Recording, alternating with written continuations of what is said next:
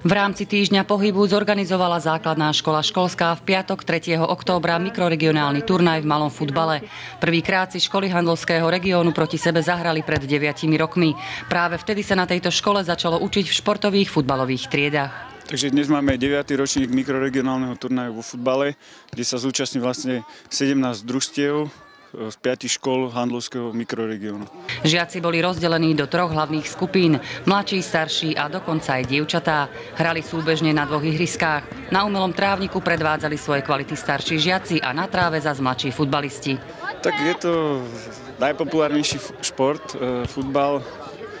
Deti to majú radi sa tu zúčastňujú, takisto učitelia. Je to taká pohodová akcia, pokecať, zahrať si futbal, zabaviť sa tým športom.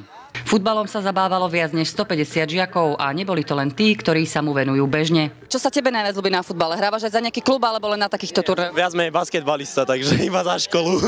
A v čom je basketbal iný ako futbal? Porovnaj. A tak basketbal sa hrá rukami a futbal nohami, ale tak no... To vieme všetci. Podstata je behať v obidvoch športoch, v každom skoro. A nepotrebuješ vo futbale lepšiu kondičku? Ani nie, viac menej. A tak podľa toho, ako hráte v basketbale, tak aj vo futbale. A ty hráš futbal len keď je takýto turnaj, alebo aj normálne hrávaš futbal? Normálne. Akože za nejaký klub? Nie. Tak nie. Za klub nie? Nie. No a prečo si prišla dneska akože hrať futbal? To ťa baví? Áno. Nie je to čisto chlapský šport? Nie. Však to môžem hrať aj baby. A čo sa ti na futbale páči najviac? Že môžem kopnúť do brany. Hralo sa systémom každý s každým podľa pravidiel malého futbalu. Dievčatá mali len jednu vekovú kategóriu, 5. až 9. ročník. Najviac sa darilo babám zo základnej školy Mierové námestie. Druhé skončili žiačky z Morovňanskej cesty a tretie boli hráčky z domáceho trávnika. Aj v kategórii mladší žiaci, 4. až 6. ročník, potvrdili chlapci zo základnej školy Mierové námestie, že napriek tomu, že sú z basketbalovej školy, futbal hrať vedia. Stali sa víťazmi. Druhý bol domáci tím a s bronzom odchádzali Morovňanci.